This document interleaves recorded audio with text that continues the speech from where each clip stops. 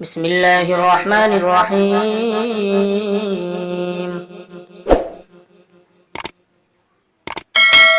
سبح اسم ربك الأعلى الذي خلق فسوى والذي قدر فهدى والذي أخرج المرعى فجعله غثاء أحوى سنقرئك فلا تنسى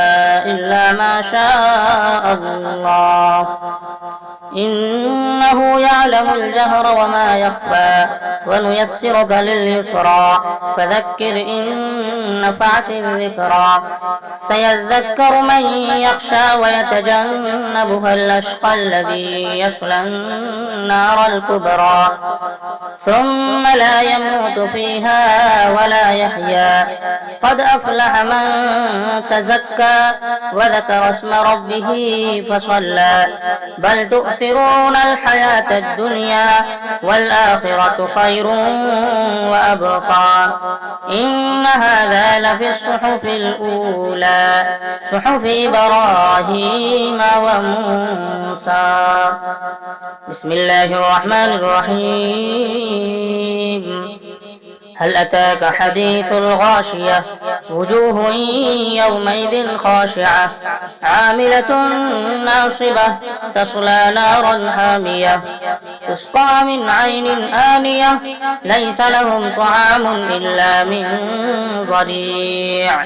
لا يسمن ولا يغني من جوع وجوه يومئذ ناعمة لسعيها راضية في جنة عالية لا تسمع فيها لاغية فيها عين جارية فيها سرر مرفوعة وأكواب موضوعة ونمارق مسفوفة